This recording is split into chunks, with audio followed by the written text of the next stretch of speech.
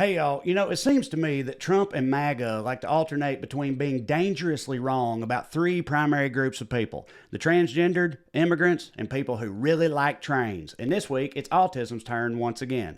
Trump and RFK Jr. just announced a landmark unscientific discovery. It turns out that one of the primary culprits behind their so called autism epidemic is Tylenol. And even better yet, it's all women's fault. Yes.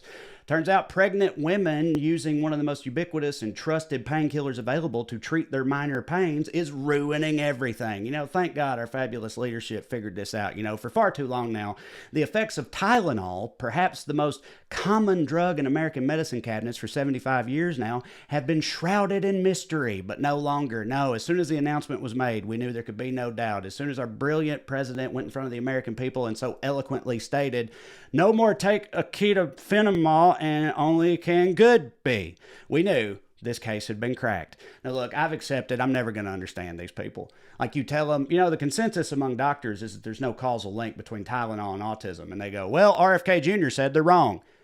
Okay, well, RFK Jr. also said that a worm ate part of his brain. Yeah, well, you ever seen any of these so-called doctors shirtlessly bench press in blue jeans? Yeah, that's what I thought. Checkmate, nerds. Like, they just completely lack the ability to contextualize anything, ever. They're like, well, look, something's got to be causing it. It didn't even used to exist, and now it's everywhere. And it's like, okay, so hundreds of years ago, a person could slowly waste away and die. And at the time, they would have said, clearly, this was caused by a combination of too much black bile and the curse of a gypsy scorned. But that was just cancer. Just because they didn't know to call it cancer, don't mean it wasn't cancer. Right? Isaac Newton used to hyperfixate on his interests so much that he would completely forget to eat. And I'm pretty sure his mom didn't take Tylenol while she was pregnant with him on account of it wouldn't exist until 1950, 40 years after autism was first diagnosed, by the way. Like, these people genuinely believe that advances in understanding and awareness make things worse somehow. Like, you ever notice the more science we do and the more stuff people learn, the more bad things there are all of a sudden? You telling me that's a coincidence? It's like, no, motherfucker, that's just how figuring shit out works. Like, these people who cannot think critically have lived for so long in a comfortable reality that they are completely incapable of appreciating the miracles that were achieved to provide that comfort. They're like, people in the past didn't take Tylenol or vaccines. They drank raw milk and they did just fine. Yeah, if you consider shitting and or coughing to death before the age of 45 after having half of your kids not survive childhood doing just fine, then yeah, they were crushing it.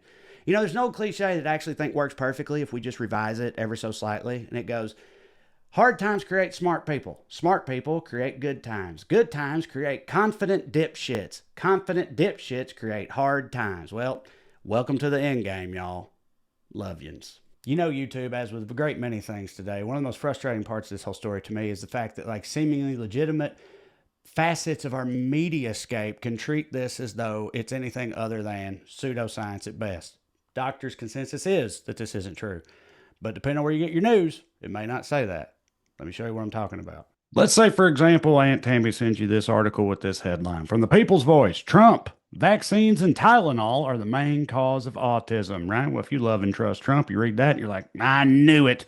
Vaccine and Tylenol, the true culprits here, right? You're not even going to question it. You're not going to look further into it. But if you use the Ground News Chrome extension up here and click through to the full coverage, get a broader picture, starts to look a little differently. It's what they do on Ground News. They compile all the coverage together. You can see the breakdown up top. Over 850 sources. That's a lot of coverage. And if you notice, you sort by bias at the bottom, even on the right. There's a lot of skepticism, which you don't often see. Trump links autism to vaccines and Tylenol in break with medical consensus. Trump links Tylenol to autism without evidence, experts say. And these are from right-leaning outlets, as you can see on Ground News here. You can see the bias of the outlet and the factuality rating, and even oftentimes where the money comes from before you ever click an article. So even on the right, they're saying, like, I don't know about this one. And obviously on the left, it's more straightforward. Misleading claims.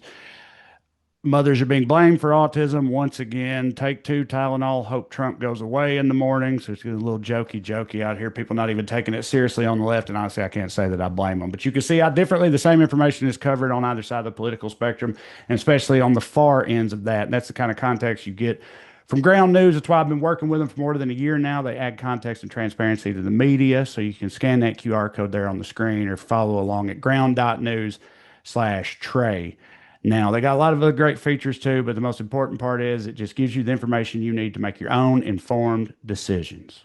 So if you're ready to push back on the bias and BS in our media nowadays, if you want to have something better, make your own decisions, and it's time to try ground news, you can do so by scanning that QR code on the screen. You can click the link in the description below, and you can get 40% off their highest tier Advantage plan. That's the highest tier they got. That's got all the perks, all the bells, all the whistles. That's the one that I use, $5 a month. Give it a shot. Either way, now's the time. Try ground news today. What's up, YouTube, man? We're back. All right, listen. What's up, Hellraisers? What's up, heathens? If you're seeing this right now, that means it's likely that you, like me, were not raptured today. I know, it's tough. It's tough. It's hard to handle. It's hard to feel unwanted by that, by the Lord and angels above and everything. I'm happy for all the people up there in heaven traipsing around, you know, just hating gay people in paradise and all that like they've always dreamed of. It's good for them. No, yeah, today is the most recent or most current purported rapture date. I'm sure you guys were aware of that. Today, September, whatever, 23rd, 2025. Turns out all along this was the actual rapture. So in a minute now, fucking halos are going to start, halos of light, tractor beam down and just suck up your, you know, just the nosiest bitch in your neighborhood. And take her up top where she's always wanted to go. You know, you're going to have to feed her cats now. You down while we just all, you know, argue over or fucking fight over scraps of meat in the road after being forsaken by God. That's the future we're all looking forward to. No, I don't know. Look, let me just go ahead and say, if the actual rapture does happen, boy, am I going to have egg on my face, for sure. But then, you know, we can all have one hell of a party. You don't have to worry about all the fucking do-goody scolds ruining it for everybody. Am I right? I never really understood exactly how, like, the rapture is supposed to work in their minds. Like, is it a thing where you, after they go to paradise, where obviously they belong, does down here, where the rest of us are left, does it just turn into hell? Do the streets start bubbling and shit and fucking fire, rocks start falling from the sky, and then we got to dodge those on our way to work every day to work with all the rest of the you know, the godless that are left behind? Is that how that works? Or is it just, it's just earth, but we are just left here? All the good Christians go up and away, and the rest of us just get left behind, but the earth around us don't change. And sure, they're in paradise and we're not, and that's a shame. But if that's how it works, I would argue that's a pretty sweet deal, dude. You imagine how much things could really be ratcheted up around here? How much things could improve if later this afternoon, literally every devout Christian in this country got up and away, but there's still like Taco Bell and HBO Max and shit like that. Cell phone towers still work. Roads are still open. You know what I'm saying? I think we could push past a lot of bullshit and maybe get to work now. But here's the caveat to that. You got to think, is it only legit Christians that get raptured, or just the people that like think they're going to get raptured and say they're Christians? Because if it's the former, that ain't going to help anything. Because that means that like Trump and Stephen Miller and the whole MAGA world, they're still going to be here because they're the worst people alive. So if only legitimately good-hearted people get raptured, that ain't going to help. Hell, I might fuck around and get raptured, and I don't even go to church or nothing, you know, just because I'm such a sweet boy.